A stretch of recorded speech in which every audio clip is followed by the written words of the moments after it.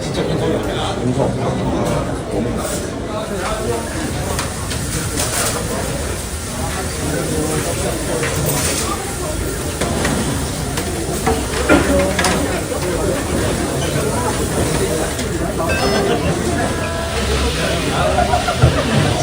아니 왜 이리 예쁜데요? 왜 이리 예쁜데?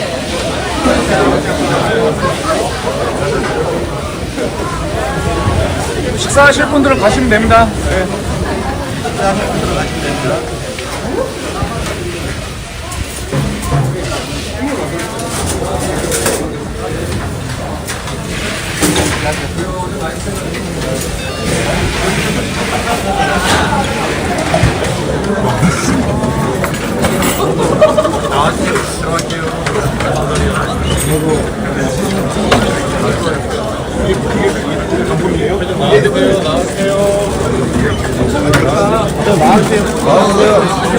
열고 하시면 같이 한 번만 주세요. 감사합니다. 아무 감이 없으니 몰랐는데. 근데 다들 뭐 어떤 거 하세요? 저는 이거 같은 거 물리학이요.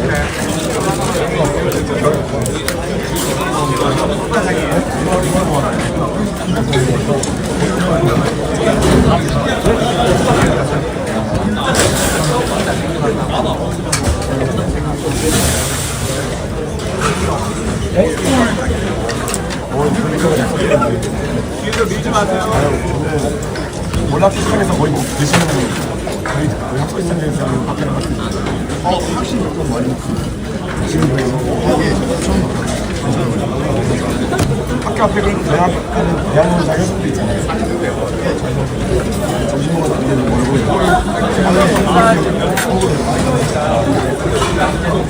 4,000원씩 싸게 싸고 서울에 아직도 색소로 하는 거 괜찮아요. 어떤 고민이 있어요?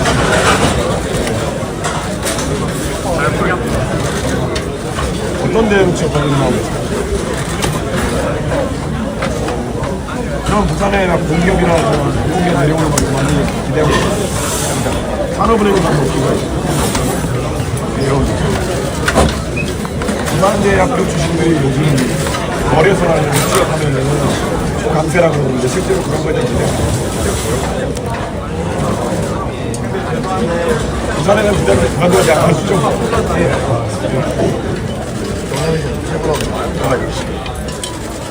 근데 진로를 예, 안녕하세요. 경쟁이라는 것이 치열한 생각이 치열하죠. 근데 막 수도권의 학생들이 부산에 취업하고 이런 경우도 있어요. 그런 거네요. 오히려 부산 학생들이 더 올라가는 거 같아요. 근데 막 원래 어디 출신이세요? 충남. 충남인데 부산대학교가 좋아서 오신 거죠. 원래 어디? 제주도? 근데 제주도에서는 거의 육지로 올라가서 대학교입니다.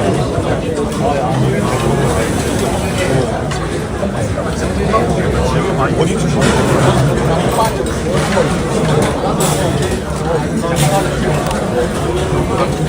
거의 다 부산 출신이에요.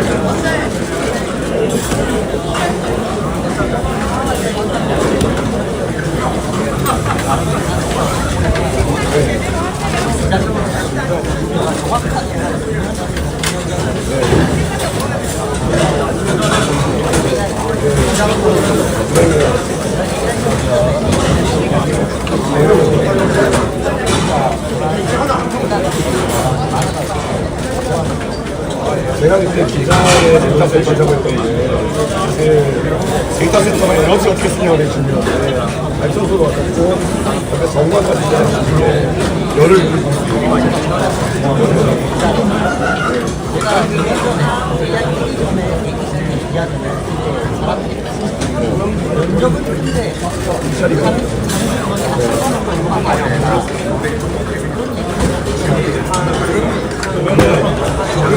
요즘은 자동차 공장을 차려도 50명이 운영하고 이런 건데 옛날 위치에 어떤 공장을 차려도 일자리가 아주 많이 생기는데 문제는 거기에 따라서 그런 세수가 아니라 안정적인 수익을 가지고 다른 사업들이 있어요.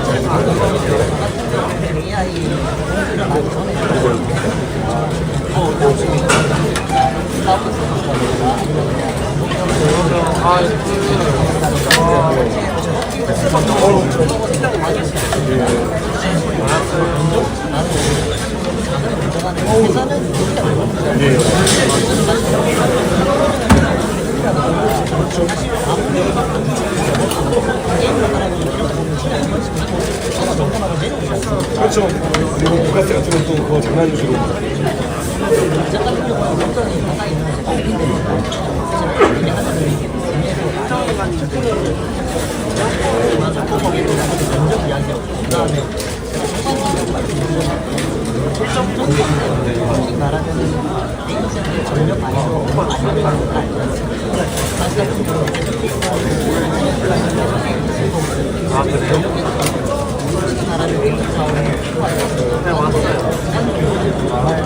그렇죠.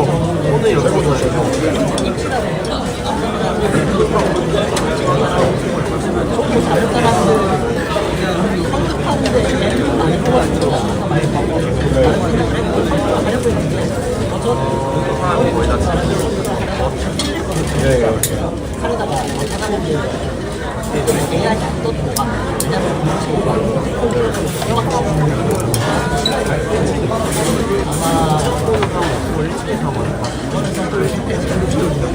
한번 부산 발전을 부탁드려보겠습니다. 여기 야구 다들 보세요. 그 제주도 야구팀 어디 보세요? 영원한 팀. 아, 부산이 있었어요. 롯데로 그러는데. 제가 이번에 공약하려고 하는 것 중에 부산의 사직구장이 이제 제일 낡은 구장이 돼가지고 사직구장이 사실 위치는 되게 좋은데 바닷가에다 하나 지어보자. 북한 쪽에다 무도심 쪽에다 북한 구장이랑 만들어보면은 야구가 하나의 문화가 될 것이다. 그래서 샌프란시스코 가보면은 오라클 파크 이런 데는 바닷가에 이렇게 뜰채지고 있잖아요. 클럽으로 하려고.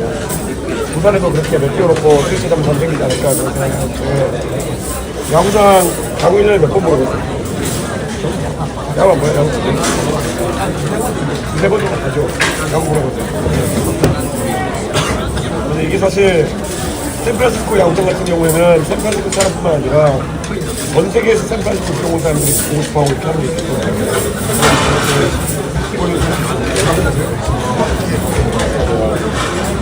근데 저는 부산이 좀 더 문화 도시가 됐다고 관광하러 와도 이제 해운대나 아니면은 많이 가는 거 너무 많이 해가지고 사람들이 가고 싶지 않아 하더라고요. 새로운 걸 찾는데 부산에 가면 뭘 하라고 권장하고 싶어요, 사람들한테.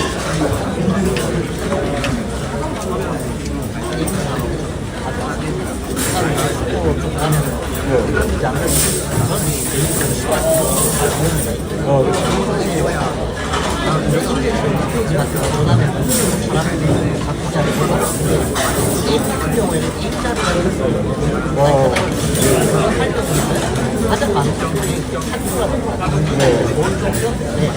부산도 솔직히 말하면 지방에서 부산이 제일 많은 솔직히 말하면 인터넷도 페이크 같은 경우에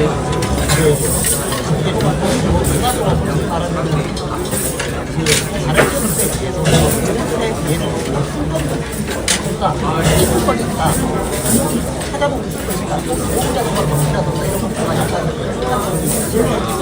그러니까 공부할 거면 저희 경기도 부산에다가 사업 좀 아니 한국 업체에서 와서 차이라도 좀 커졌습니다. 아니 근데 부산에 있다가 서울로 취업하고 싶은 생각이 들 때가 있어요.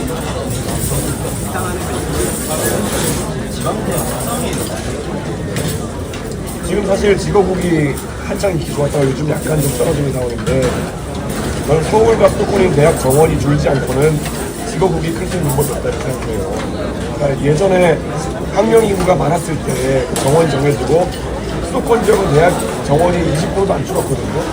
근데 지방에 이제 결국 이제 학교들이 과거만큼 쓰지 않는 이유는 수도권 학교가 너무 많은 학생을 빨아들이고 있기 때문에 저는 그게 직업을 키우는데 첫 번째다라고 생각하고요. 사실 저는 약간 취업에 있어가지고도 직업 출신들이 무대를 받을 측면이 있다고 보는데 사실 그 말이 많잖아요. 지금 뭐 제주도에서도 오셨고 또 충남에서 오신 분도 있는데 지방 출신 문제를 의뢰할 때 대학교 기준으로 할 것이냐 실제 고등학교 때까지 살았던 것 기준으로 할 것이냐 이런 것들도 의견하잖아요.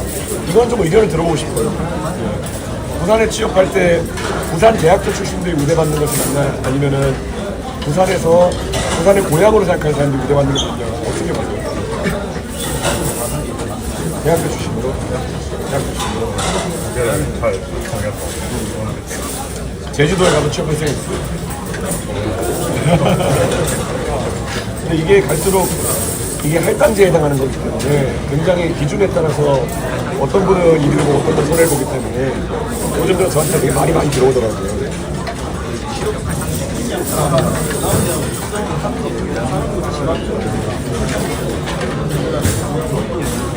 맞아요. 그래서 저는 부산대가 옛날에는 뭐 경북대는 전자공학과고 부산대는 기계다 이렇게 했었잖아요. 근데 2차 산업 비중이 떨어지는 상황에서 부산대에 이제 몇 개 학과를 우선 준비 구성해가지고 거기 정원을 눌러주고 이렇게 할 필요가 있다고.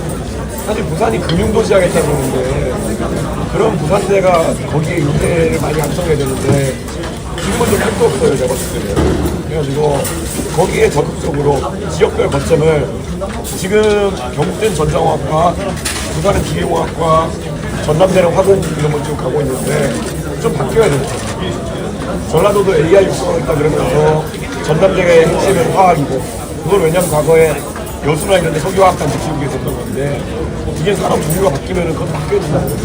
그래서 핵심 육성 방향을 바꿔야 된다.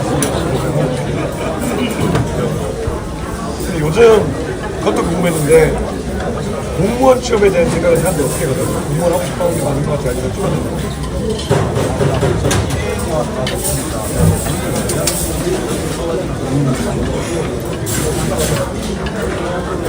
기획과는 취업 좀 하겠고요. 근데 제가 개인화를 하는데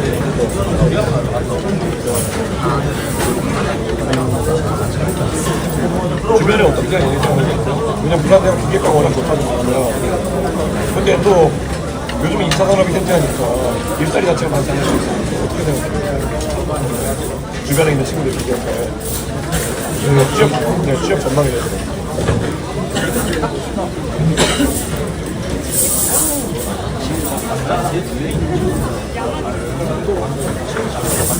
워낙 좋아하니까. 국립대다 보니까 학과별로도 엄청 꼬리가 긴 학과도 있고 기획공학부도 예술 학과도 있고 저런 학과도 있고 잘 됐어요. 국가나 한경대 실제 부산대에서 그런 문과나 이런데 상경대 같은 경우는 보통 수도권 취업이나 아니면 공무원 취업 같은 걸 준비를 한단 말이에요. 보통 하고 우린동에 국제적인 센터 그쪽에 공무원 쪽 취업하려고 해서 사은행 근데 아무리 그래도 1년에 취업 규모가 상당히 5년 정도 되잖아요. 저는 지금 부산의 금융기관이 더 내려오게 하려면 어떻게 해야 되나 고민을 해야 된다 보거든요. 근데 뭐 기관 들어서 옮기고 이런 것도 의미가 있겠지만은 저는 부산을 금융특구로 만드는 거는 세금 정책을 옮겨야 된다고 생각해요. 혹시 주식 하세요, 주식? 아니, 주식 하세요. 저는 부산에 특구를 만들어야 되고 증권거래세를 조정해야 된다고 생각하거든요. 원래 주식 사업할 때 옛날엔 0.3%, 요즘은 0.2%, 1% 이렇게 그 주식 거래는 세금을 매기는데 사실 부산에다가 증권사가 본사를 가져오면은 그거에 대해 가지고 그 주식 투자장에 부과되는 증권거래세를 좀 깎아주는 형태로 특별 세금을 특별 법을 둬가지고 특구 만들면은 증권사들은 다 넘어올 수밖에 없거든요. 그런 식의 정책이 필요할 것 같은데 지금은 사실 거래소득으로 기관 하나씩만 떼어오고 이렇게 하는 방식으로는 대규모 이전은 좀 어려울 거라고 생각해요. 저 뒤에도 또 뭐 궁금하신 게 이제 저와 짝수가 궁금했었는데 이제 아무래도 지금 뭐 불철수 주장하는 쪽도 있고 이제 그리고 이제 뭐 미국에서도 뭐 하여튼 방위비 분담금 올린다고 얘기도 하고 있는데 그 부분에 대해서 대통령이 되신다면 어떻게 해결하실지 저는 우선 트럼프 대통령이 협상 테이블에 앉으면은 그때 진짜 속내를 얘기할 것 같아요. 사실 지금 트럼프 대통령이 최근에 무리한 관세 정책 이런 것 때문에 국제 왕따가 돼가는 건 사실이에요. 그러니까 저는 트럼프 대통령이 밖에나 거세게 이야기하는 것과 다르게 실질적으로는 다른 협상 조건을 제시할 수 있다. 그래서 전 유연하게 대처해야 된다 생각하는 게 아무래도 제가 나와 있는 후보들 중에서는 국제적 협상이나 이런 걸 가장 잘할 것 같다는 생각을 제가 합니다. 제가 사실 트럼프 대통령이랑 비슷하게 미국에서 교육받기도 했고 그래서는 그들의 약간 문화 같은 걸 좀 알고 있기 때문에 냉정하게 제가 그걸 협상을 해보려고 합니다. 청년 정치가 살아있는 여성보다도 발전할 수 있다는 말인데 그래서 본인께서 이번 대선에 끝까지 맞춰서 청년 정치의 하나의 심볼로 완주가 당선될 겁니다. 그건 진짜 당선이 목적이 나시는데 만약에 진짜 당선되시면 여당 3석이면 소위 여소야대 정권이 제3지대 입장이 보수해왔기에 민주당 물론 높은 건 설거지고 있는 상황에서 이 정국을 어떻게 타개하실 건지. 우선 제가 알고 있는 국민의힘이라면은 제가 당선되는 순간부터 국민의힘의 의원들은 상당히 협조적으로 나왔습니다. 이거는 부르고도 뻔한 거고요. 예전에 프랑스의 마크롱도 영석으로 당선돼가지고 다음 선거에서 다수 의석을 줬거든요. 우리가 자꾸 윤석열이라는 제정신이 아닌 사람을 놓고 여소야대에서는 협치가 안 될 거라 생각하시는데요. 오히려 여소야대에서 의견을 들을 건 듣고 또 그리고 또 국민들의 뜻을 받들어가지고 주장할 건 주장하고 하면은 이게 정치가 이루어집니다. 그래서 지금까지 의석수가 적으면서도 통치 잘했던 정당이 있어요. 근데 너무 우리가 윤석열이라는 이상한 사람에 대한 트라우마가 있어가지고 안 될 거야 이렇게 하면은 영원히 정권 교체가 안 되는 거죠. 저는 충분히 해낼 수 있습니다. 그 영국의 그 정치할 때 보면은 수상이 가가지고 그 테이블 하나 놓고 야당 당수랑 이렇게 설전벌이고 이런 거 하잖아요. 저는 만약에 제가 대통령이 되면요 정말 윤석열 같은 사람은 하지도 못했던 도어 스태핑 같은 것들 저는 진짜 언론인들이 국민을 대신해서 물어보는 질문들 같은 거 모르면 모른다 그러고 아는 건 성실하게 답하고 아직 준비 중인 건 준비 중이라고 말씀드리고 솔직한 정치를 할 거고 또 두 번째로는 결국 저는 영수회담 같은 것들 굉장히 정리화할 겁니다. 그래가지고 뭐 만나는 형식 협의하느라 뭐 시간을 해볼 게 아니라 제가 대통령이 되면은 한 달에 한 번씩은 무조건 그 야당 당수랑 아침 식사를 함께 하겠다. 한 달에 한 번씩은. 뭐 굳이 정하자면 매월 첫 번째 월요일 제가 무조건 야당 당수랑 아침 식사 함께 할 거고 그걸 국민들 앞에 공개할 건 생중계하고 또 나중에 비공개로 할 건 비공개하고 이렇게 할 겁니다. 못할 게 뭐 있습니까? 거기서 뛰어나가고 하시는 느낌과 연립 정권이나 그런 거는 저는 국민의힘과 연립 접근을 한다기보다는 거국 내각이라는 게 정했습니다. 그래서 제가 이름을 대면은 그분들이 곤란할까봐 얘기 안 하겠지만은 제 머릿속엔 이미 6월 3일 제가 당선되면은 6월 4일날 제가 전화해가지고 민주당에도 미안한데 장관 좀 부탁드리겠습니다 라고 할 만한 사람들 최소한 4명 정도 머리에 떠오릅니다. 저희 이준석 정부는 13개 부처로 개편하겠다고 했는데 저는 정말 민주당의 젊은 의원들 중심으로 해가지고 한 4명 정도는 이 염두에 두고 있습니다. 네, 저희가 그 후보님께서는 요번에 저희가 국립대학 육성사업이라 해서 이제 국립대가 이제 등록금이 20년 동안 동결이 되다 보니 아무래도 등록금 재원이 많이 적습니다. 그렇다 보니 국가에서 지원을 해주는 국립대학 육성사업의 모든 예산을 사활을 걸고 있는데 윤석열 정권이 되면서 저희가 자율정보학부를 좀 많이 확대를 하다 보니 아무래도 교수님들 사이에서도 학과 분식이 앞으로도 심해질 거다라고 이제 좀 많이 우려를 하시는데 후보자님께서는 이제 자율정보 학부에 대해서 어떻게 생각하시는지와 혹시 이제 당선이 되시면은 저희 같은 학교의 경우에는 20년 동안 등록금이 동결되다 보니 이게 등록금이 동결된 배경이 국가장학금 이유형을 지원을 받지 못하도록 돼 있다 보니까 혹시 한시적으로나마 그 제한을 풀어주실 수 있으신지 싶어서 여쭤볼게요.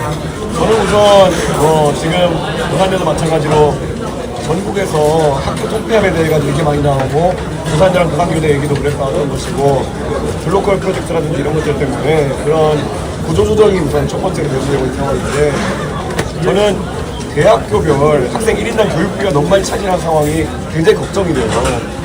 서울에도 서울대 같은 곳은 1인당 교육비가 6, 7천만 원까지 가고 서울에도 문과 중심의 대학 같은 경우 2천만 원대도 있거든요. 저는 전부 다 4년제 대학인데 이렇게 교육비 투자액이 차이가 나가지고는 더욱더 쏠림 현상이 계속화될 것 같아가지고 특히 지방에 있는 대학들 그리고 문과 중심 대학들에게 지원을 좀 더 해야 된다고 생각하고 있고요. 저는 그 학과, 자율전공학부나 이런 곳에 대해 가지고는 제가 다녔던 미국의 학교는 1600명이 무학과예요. 그렇기 때문에 제가 있던 컴퓨터 과학 같은 경우에는 제가 있을 때는 40명, 50명 다니다가 지금 2, 300명 다니거든요. 그런데 그거는 대학이 맞춰가야 된다는 생각을 해요. 교수님들 입장에서는 다소 그 자신이 관장하는 학과의 정원이 줄어들게 되면은 본인의 위치가 흔들린다고 생각했지만은 정확하게 저는 대학교의 정원이라는 거는 학생들이 바라는 방향으로 조정될 수 있어야 된다고 생각하고요.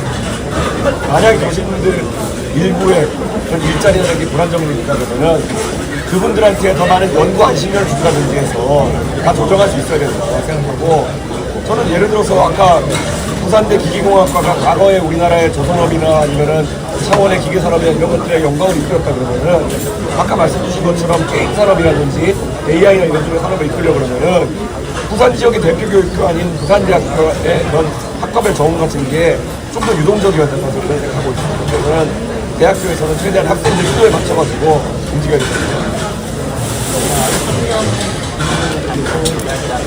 지원 이야기가 나와가지고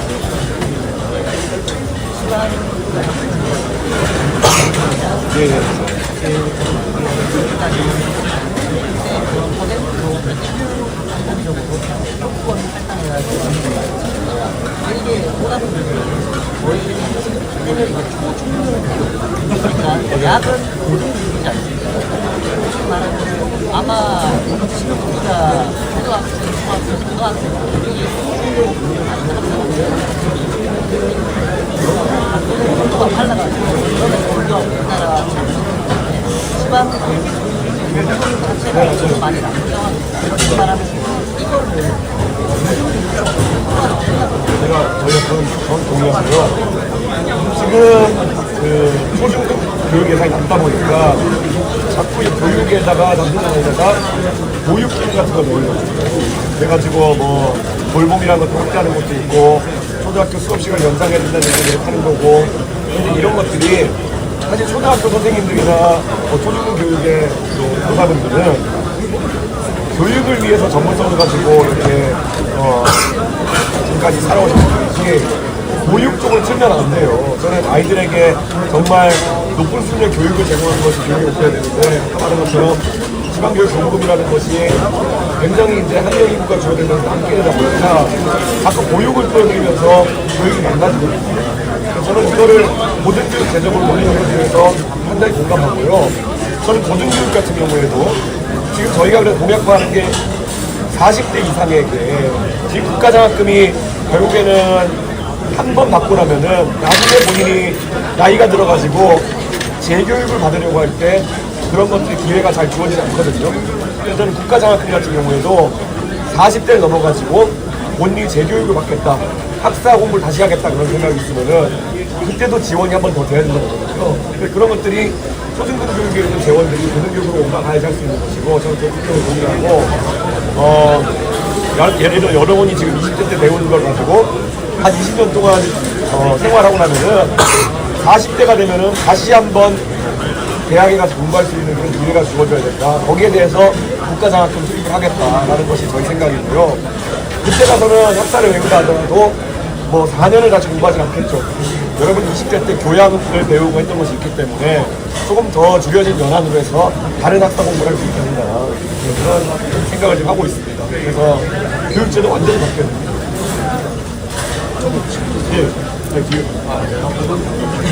대한민국 세계에서 저출산으로 문제가 심각한데 영국님 공약을 봤는데 선호권 같은 계약을 구입해가지고 대한민국 저출산 문제를 해결할 기여하시겠다는 얘기를 들어왔습니다. 하지만 저희 현재 2월달 출산율을 우리가 0.82로 발표를 하긴 하였는데 아직까지도 세계에서 그걸 해당하는 출산율까지 부족하고 있지 않습니까? 그래서 저희가 앞으로 저희 출산율이 미래에 발전할 수 있다고 생각하시나요? 아니면 발전할 수 없다고 생각하시면 그에 대한 의견이 저는 반등하려면은 적극적으로 결혼 연령을 당겨야 된다. 지금 대한민국에서는 사실 사회 진입 연령 자체가 너무 높기 때문에 결혼 연령도 지금 참 미래가 있어요. 그런데 일반적으로 봤을 때 우리나라가 다른 나라와 다른게 3월 학기제가 있어요. 9월 학기제는 다른 나라에 비해 가지고 이미 반년 정도 밀린 상황이에요. 그리고 여성들 기준으로 보면 여성들은 생물학적으로 출산 가능 연령대가 있기 때문에 제 주변에 있는 여자인 친구들만 본다고 해도 30대 초반에 한번 그런 고민하게 되고 30대 중반쯤 되면은 고민하게 돼요. 내가 커리어와 결혼 중에 하나를 골라야 되는 상황이에요. 저는 그 여성들한테 너무 가혹한 상황이라고 생각해요. 왜냐면 지금은 우리나라에도 고등교육을 받은 여성들이 많고 그러면 20대에 공부하고 나서 취업하게 되면은 그들도 사회생활을 자기 교육받은 만큼 다 경비하고 있어야 되는데 그게 없기 때문에 사회 진출률을 앞으로 당겨야 된다. 그래서 우선 저는 우리나라에 지난번에 윤석열 대통령이 취약 연령을 1년 당기자고 했다고 나가지로 먹었는데 저는 그 방향 자체는 틀렸다 보지 않아요. 국민들을 설득해가지고 최소 9월 학기제라도 가면은 우선 반년이라도 당길 수 있는 것이고 또 저는 대한민국의 이 학벌이 너무 많은 것을 좌우하는 세상이다 보니까 재수 같은 것이 굉장히 일반화되어 있는 상황인데 솔직히 말하면 재수를 통해서 어떤 새로운 깨달음을 얻는다기보다는 입시 공부 1년 더 해가지고 이제 수업도 더 잘 받는데 예를 들어 수능 시험을 보다 보면은 우리가 기대했던 점수보다 낮게 받으면은 그게 재수를 열심히 하게 되는 기분이잖아요. 그래서 수능을 1년에 여러 번 보는 제도라든지 이런 걸 통해 가지고 필요하지 않은 재수를 하는 경우가 없게 만드는 것 중요하다. 그런 것들이 통해 가지고 평균적인 사회 진출 연령을 1, 2년씩만 당겨도 저는 출산율이 그렇게 반등한다. 제 주변에 보면 여성들이 하게 되는 고민이 뭐냐면요. 20대 중반쯤에 한 25, 6, 7에 취업하게 되면요. 내가 회사에서 관리자급이 될 때쯤 되면은 결혼이냐 커리어냐 중에 선택해야 되는 거예요. 근데 내가 예를 들어 관리자가 되기 전에 내가 결혼과 출산을 통해 가지고 휴직하거나 퇴직하게 되면은 나중에 다시 커리어를 찾아오기가 너무 힘들어요. 근데 만약에 내가 관리자급에 도전해서 일정한 숙련도를 가지고 출산이나 아니면은 육아를 통해 휴직하고 돌아오면은 다시 일을 해볼 수 있는 여건이 되거든요. 저는 여성들한테 그 고민을 없애주는 게 굉장히 크다. 그래서 연령을 좀 당기는 것을 최고로 생각합니다. 그를 위한 아이디어는 저도 계속 듣고 있습니다. 네. 예, 알죠. 맞습니다. 네.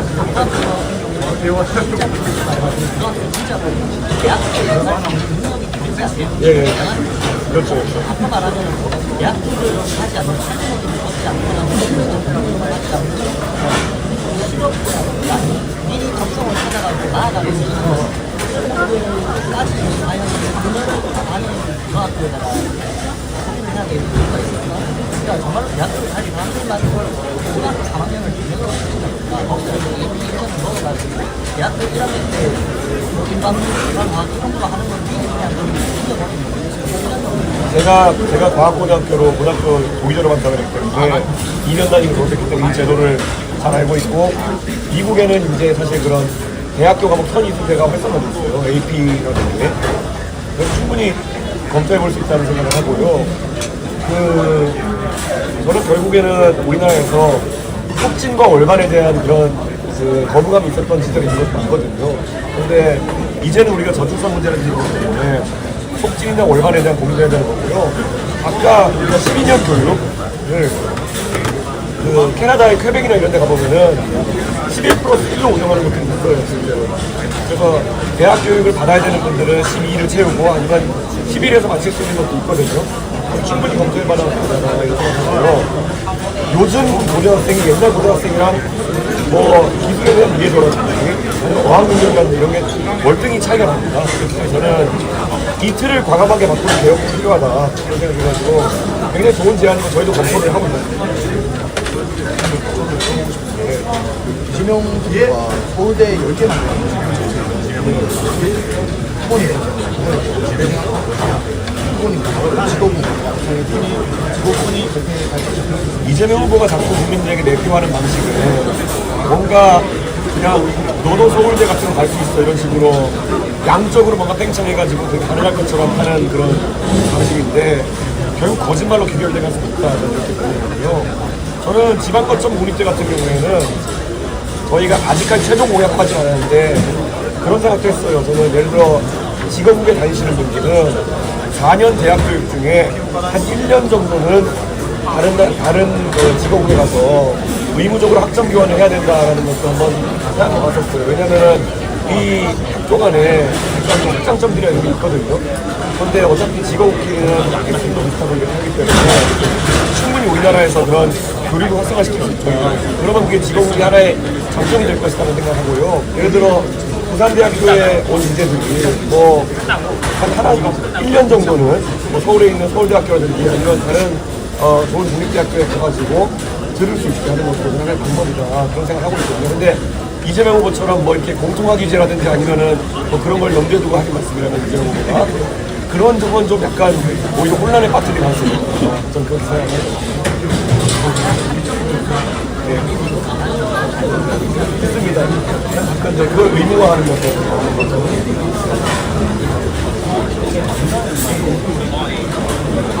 서울 인구가 계속 줄고 있어가지고 저는 오히려 서울은 약간 공동화를 걱정해야 되는 상황이 아닌가 생각을 하고요. 오히려 경기도까지 약간 수도권을 늘어나고 있죠. 저는 수도권 과밀화에 대해서는 저는 좀 걱정이 되게 됩니다. 왜냐하면 우리나라의 절대 인구수가 줄어들 것이기 때문에 그랬을 때는 수도권 외곽 지역부터 오히려 부동산부터 제일 위기가 올 거거든요. 지금의 과다 방청기가 되게 문제가 되겠습니다.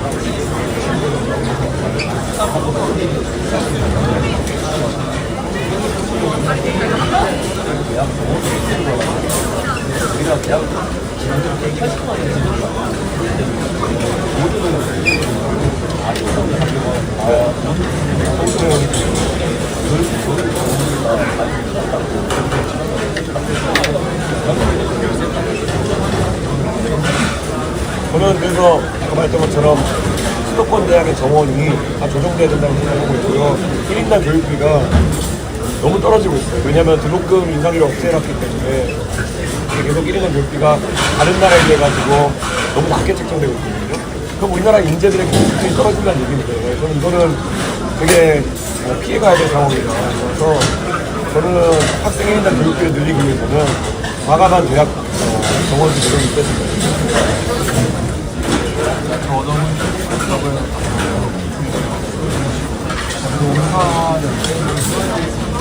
대산지구에 선발이 전체 보험사 통틀어서 부산 공직자들이 1명밖에 없어요. 부산 경기 살려서 10년 동안.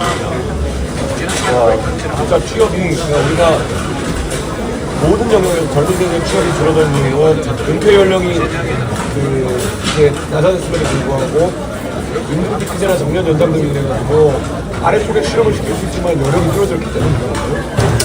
저는 그래서 정년 연장을 이번 선거에서도 많은 사람들이 얘기하고 할 텐데 저는 여기서는 타협을 잘해야 되는데 정년 연장을 한다면은 임금 피크제를 더 강력하게 적용해야 된다 이런 생각을 하는 거죠. 그래서 임금 피크제를 더 강력하게 적용해가지고 나이 드신 분들이 생활비 정도를 버는 것까지는 괜찮지만은 젊은 세대의 취업 여력까지 어떻게 하면 된다 이런 생각을 했거든요. 그래서 그것에 대한 타협 같은 거를 TV 토론회나 이런 데서 잘 풀어야 되는데 생각합니다.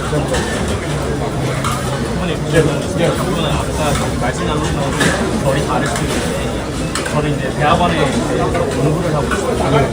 최근에 이제 연구재단에서 이렇게 지원되는 여러 사업의 갈래를 보면 이케이와 같은 기존의 이제 출판 연구 지원 사업보다는 특정한 이제 연구 역량이 이제 보장된 개인에 초점을 두거나 아니면은 부산대라든지 서울대 같이 이제 글로컬 사업에 참여하는 학교의 경쟁력을 강화하는 방향으로 하고 있는 것 같은데 사실 그런 방향이 가게 되면은 저희 같은 대학원들 같은 경우에는 연구를 안정적으로 저희 이제 돈을 받아가면서 연구를 할 수 있는 공간이라든지 재원이 모두 사라질 수도 있는 우려가 있거든요. 만약에 이제 후보님께서 대통령에 당선이 되신다면 그런 연구자의 육성 및 지원 방향에 대해서 어떻게 설정하시는지.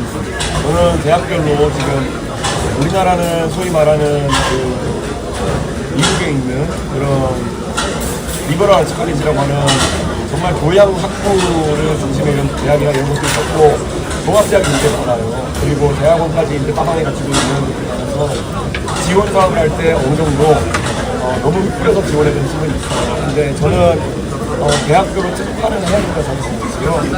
우수 연구자를 지원하는 방식 자체는 저는 뭐 크게 반대하지 않는데 뭐 불합리한 기준들이 있다면 조정해야겠죠. 근데 지금은 그런 선택과 집중이라는 의미에서도 실제 연구 역량이 있는 연구자들을 선별해 지원하는 게 중요하다고 생각하고 저희가 이번에 낸 공약들을 보면은 우수 연구자에 대해 가지고는 국가에서 아예 국비로 우수 연구자에 대한 그 과학기술 영웅으로 지정될 수 있는 사람들한테 이런 연금이나 아니면 부상 같은 걸 확대하려고 하고 있거든요. 개인별 성과에 대한 보상이 좀 더 학교에 대한 집단적 그런 성과에 대한 보상보다 강화돼야지 연구자들이 좀 더 힘을 낼 수 있다는 생각이 들고요.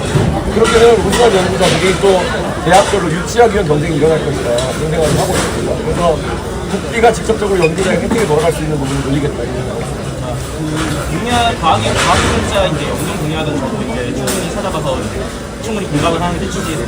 그렇다면 사실 인문사회 계열이라든지 예술체육 계열에서는 우리도 연구를 하고 싶다라는 입장을 또 내세울 수 있을 것 같아요. 그런 다른 계열에 대해서는 다른 공약을 준비하고 일본의 예술 계열에서도 이미 예술체육교원 같은 경우에는 예술 분야의 폭풍이라든지 이런 것들과 성과하는 사람들에게 영역 혜택 구설까지 제공하고 있는데 그 외에 이제 인문계열 같은 경우에도 그 정도의 권위가 있는 어떤 통상 주체라든지 학술적 의미가 있는 연구에 대해 가지고는 당연히 지원책을 마련할 수 있죠. 그래서 저는 대한민국의 아주 국위를 선양한다는 걸 했을 때 저는 국회의원을 싫어하는데 대한민국의 연구 수준을 끌어올릴 수 있는 그런 사람에 대해서는 우선 과학기술을 중심으로 이런 것들을 마련하고 충분히 나중에 그런 분위기를 만들 수 있다. 그렇게 할 겁니다. 예, 감사합니다. 후보님 여기도 질문해도 돼요? 아, 예. 조금만 큰 소리로. 먼저 하세요. 그 수도를 세종시로 옮기는 거에 대해서는 어떻게 생각하는지 후보님의 생각이 궁금합니다.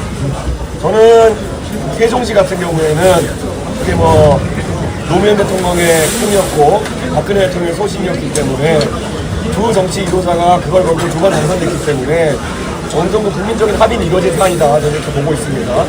근데 지금 보면은 이미 국회의사당은 제2의사당 건설되기로 돼 있었고요.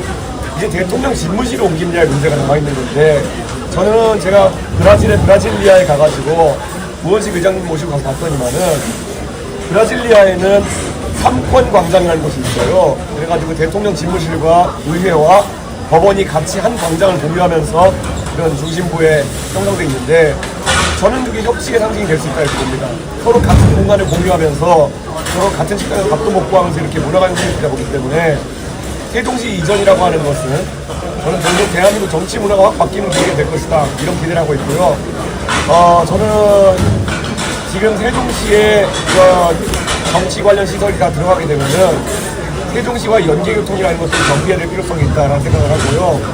대한민국 수도 서울은 경제 중심시로서의 역할 이런 걸 할 거기 때문에 서울과 세종 간의 교통망이 도어투도어로 1시간 이내에 연결되도록 하는 게 굉장히 중요하다 그런 생각해서 세종시 KTX 세종역 같은 것도 제가 공약을 하고 있거든요. 그래서 저는 그 아까 말했던 노무현의 꿈, 박근혜의 소신 제가 완벽하게 이뤄내려고 합니다. 소장님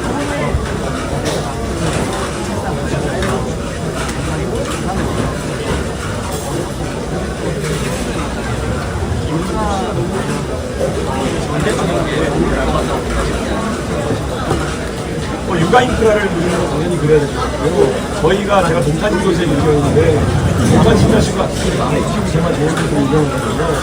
그거는 이제 실업분들이 많이 살다 보니까 유치원이라든지 먼저 이제 교육기관 인프라를 좋아해야 하기 때문에 그게 전반적으로 좋아야 되거든요. 두 번째로는 젊은 세대가 선호하는 그런 신축 아파트나 이런 것들을 주문해가지고 다자녀 특별공급 같은 것들이 많아져요.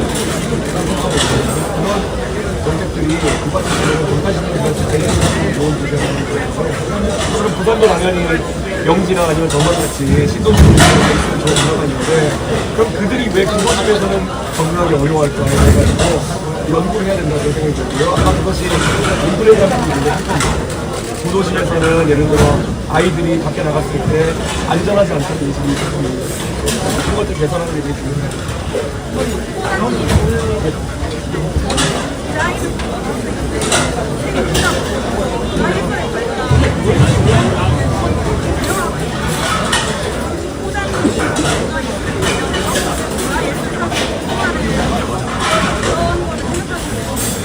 저는 문화가 이제 앞으로 대한민국에서 먹거리 중에 굉장히 많이 중요해질 거라고 생각하기 때문에 문화 필요하잖아요. 지역별 특화 사업들을 먼저 공약으로 갈 겁니다. 가장 대표적으로 부산에는 제가 부산에 가장 잘하는 것 중에 야구 문화, 음악 문화 이런 것들을 관광산소화하기 해가지고 북한에다가 바닷가에 면한 양자 같은 것을 만들어진다는 얘기를 했고 아까 게임 문화라고 스포츠 같은 것도 있었는데 부산에 스포츠 경기장이 있지만 활동하다 되지 않아가지고 관광에까지 이르지 못했거든요. 근데 그런 걸 좀 활성화할 수 있을 수가 있고 저는 문화라는 것은 독창성이 중요하다고 생각해요. 예전에 제가 그 지역별 민방이나 이런 곳에 했던 것 중에 가장 재밌던 콘텐츠가 뭐냐면은 KNN에서도 약간 했던 것 같은데 사투리로 뉴스를 전달하는 게 너무 재밌었어요. 근데 그런 것들을 자체적으로 발굴해가지고 지역 특화 문화를 만들어나갈 때는 저는 거기는 지원을 하게 되겠다 이런 얘기를 하거든요. 부산만의 것이 아마 부산이 가장 잘 팔 수 있는 물건이 될 것이다 이런 생각을 합니다. 오늘도 제가 동네 향교에 갔었는데요. 향교의 전교님이나 이런 분들하고 얘기하면서 서울에 가면은 외국인 관광객들이 와가지고 경복궁에서는 꼭 한번 그런 한복을 입고 사진 찍는 것이 문화가 되어 있는데 부산에서는 그런 곳이 어디가 있느냐 했더니만은 뭐 아주 이렇게 딱 거기 가야 된다고 하는 곳이 없다. 제가 향교의 전교님한테 향교도 한번 그런 것들을 생각해보는 것이 어떤지 한번 그렇게 말씀드렸는데 저는 부산의 젊은 세대가 그런 문화를 한번 만들어볼 수 있다면 그런 건 적극적으로 지원하겠다. 그리고 제가 대통령이 되면은 그런 띄우기 위해서 제가 할 수 있는 것들은 와서 먼저 좋은 일을 좀 하겠다. 이런 생각이 사실 부산의 영화제나 이런 것들도 정말 많은 분들의 관심을 가지면은 관광산지까지 가려면은 조금 더 생각하다가 생각하고 있습니다. 근데 그게 부산만의 것이 다 못했던 거라고 봐요. 저는 예술은 다우처적으로 해야 된다고 생각합니다. 저는 예술적으로 우리가 아주 팝컬처에 해당하는 부분은 사업적으로 성공을 하고 있지만 팝컬처가 아닌 부분에 대해 가지고는 우리 TV에서도 관심 많이 받고 우리가 다 만들어서 걸리기 때문에 저는 다우처 같은 경우는 적극적으로 검토하겠다고 저희가 탄소제로 이야기한 건 아니고요. 다우처제라는 건 예산을 수반하기 때문에 그 재원을 어떻게 가져갈 것이냐 좀 고민을 하고 있습니다. 저희는 약간 문제될 때 재원 마련에 대해 가지고 되게 심각하게 보기 때문에 그냥 뭐 하면 좋겠다는 식으로 얘기 안 해가지고 아니 고민이니까 저희가 한번 그거를 생각해보도록 하겠습니다.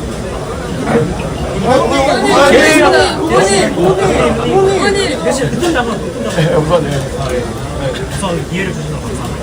다음 식사도 맛있게 드시고 다름이 아니고 지금 미중 무역 갈등이 엄청 격화되고 있는 상황에서 어제나 어제 시진핑 정부의 관세를 이제 40% 30%씩 낮춰 이런 것이 이제 한국에도 엄청나게 영향을 있거든요. 앞으로 이제 개혁신당에서 이준석 후보님이 당선이 되신다면 앞으로 이제 뭐 베이징이든 그런 관계 속에서 어떻게 이런 걸 하게 나가실 건지 그런 정부의 기조, 외교의 기조에 대해서 우리가 선진국형 외교를 한다는 거를 체감을 해야 되는데 선진국형 외교라고 하는 것은 우리가 개발도상국일 때 우리의 의무나 책임을 좀 비껴나가려고 하는 그런 개발도상국 외교랑은 달라져야 될 거예요. 아마 대한민국 앞으로 국제사회에서 우리의 경제적 위치나 이런 것에 맞게 조금 더 많은 책임을 져야 될지도 모르겠죠. 그 바탕으로 해서 국제사회 목소리가 커지길 바라야 되는 거거든요. 저는 그래서 그 대미 관계에 있어가지고는 지금까지는 보수 세력 같은 경우에는 거의 미국에 대해 가지고는 사대주의 외교에 가까운 관계를 지내려고 노력했었는데 미국이 자국 우선주의를 택하는 순간 우리도 조금은 달라질 수 있어야 된다는 생각을 합니다. 뭐 반미라는 건 절대 아니고요. 다만 우리도 할 말을 할 수 있는 상황이 올 것이고 대중관계에 있어가지고는 저는 중국이 솔직히 말하면 지금 얼마 전에 홍콩의 한 행동이라든지 대만과의 양안관계에 있어가지고 긴장을 고조시킨다는 이런 행위에 대해 가지고는 우리가 충분히 당사국이라고 생각하고 엄중 연구를 할 수 있어야 된다 그런 생각을 합니다. 어떤 식으로든 대만 해협에 있어가지고 무력을 이용한 상태 변경이 있어서 안 된다는 입장을 계속 천명해야 된다 그런 생각을 하는 거고요. 저는 또 대북 관계에 있어가지고는 뭐 무조건적으로 북한과의 유화책을 쓰겠다는 건 아니겠지만은 자신감을 가져야 됩니다. 북한이 핵을 가졌다 뿐이 이제 모든 면에서 대한민국이 우월한 상태이기 때문에 저는 제가 대통령이 되면은 자신감 있게 김정은에게 언제든지 필요하면 조건으로 대화하겠다라는 입장을 천명할 거고요. 나와가지고 이야기하면 북한이 불리할 수밖에 없습니다. 우리는 국제사회에 보란 듯이 우리는 대화를 원한다. 북한이 오히려 체제 유지를 위해 가지고 대화도 원하지 않고 긴장하게 만드는 것이다라는 것을 선명하게 보여줄 겁니다. 외교의 방식이 지금같이 뭐 가가지고 어떤 국가 정상이 졸고 있고 무슨 뭐 바이든 달리면 이런 거나 사고치고 이런 게 아니라 진짜 선진국다운 외교하는 죄송합니다. 이게 지금 학생들이 밥을 못 먹고 있어가지고요. 예, 오늘 여기까지만 좀 하고요. 나가서 사진 찍어드리도록 하겠습니다. 감사합니다. 고맙습니다.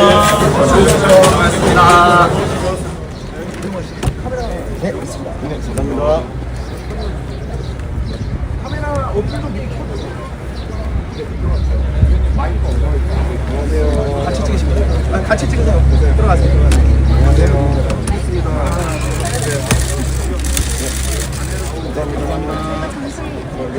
네, 감사합니다. 저기도 받았던 것 같은데.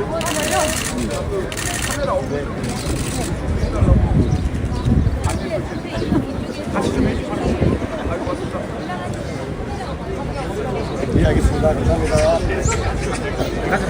사진을 정당하게 찍어야 된다고. 네, 감사합니다. 네, 안녕하세요. 네, 좋습니다. 네, 감사합니다.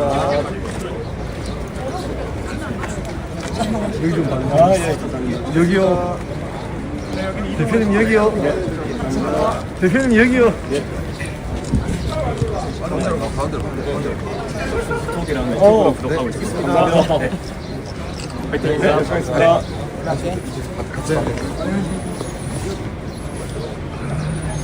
네, 감사합니다. 감사합니다. 알겠습니다. 네, 감사합니다. 안녕하세요.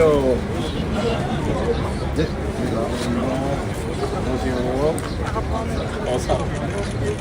네, 감사합니다. 안녕하세요. 감사합니다. 있습니다. 네, 감사합니다.